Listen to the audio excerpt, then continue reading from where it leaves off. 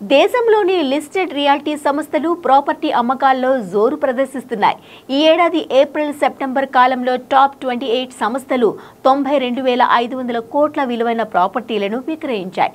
బెంగళూరుకు చెందిన prestige estates అత్యధిక అమ్మకాలతో టాప్ లో ఉంది. 6 నెలల్లో ఈ సంస్థ 18,143.7 కోట్ల ప్రీ సేల్స్ తో ప్రముఖ లిస్టెడ్ ప్లేయర్ గా అవతరించింది. మార్కెట్ క్యాపిటలైజేషన్ పరంగా దేశంలో అతిపెద్ద రియాలిటీ సంస్థ అయిన DLF లిమిటెడ్ 15,757 కోట్లు ప్రీ సేల్స్ తో రెండవ స్థానంలో నిలిచింది.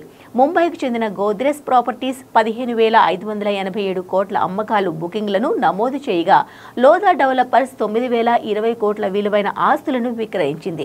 ఢిల్లీకి చెందిన సిగ్నేచర్ గ్లోబల్ ఈ ఆర్థిక సంవత్సరం మొదటి అర్ధభాగంలో 4,650 కోట్ల అమ్మకాల బుకింగ్లను సాధించింది. ఈ 5 సంస్థలు కలిపి మొత్తం 63,000 కోట్ల అమ్మకాలు జరిపాయి. టాప్ 28 సంస్థల్లో ఈ 5 సంస్థల వాటా 70% కావడం విశేషం. 1000 కోట్ల కంటే తక్కువ విలువైన ప్రీ సేల్స్ విభాగంలో చాలా కంపెనీలు ఉన్నాయి. కాగా 2024-25 ఆర్థిక సంవత్సరంలో దేశంలోని ప్రధాన లిస్టెడ్ రియల్ ఎస్టేట్ సంస్థలు 1.62 లక్షల కోట్ల విలువైన ఆస్తులను విక్రయించాయి. గోద్రెజ్ ప్రాపర్టీస్ లిమిటెడ్ గత ఆర్థిక సంవత్సరంలో దాదాపు 30,000 కోట్లు విలువైన ఆస్తులను విక్రయించడం ద్వారా అతిపెద్ద అమ్మకందారుగా నిలిచింది.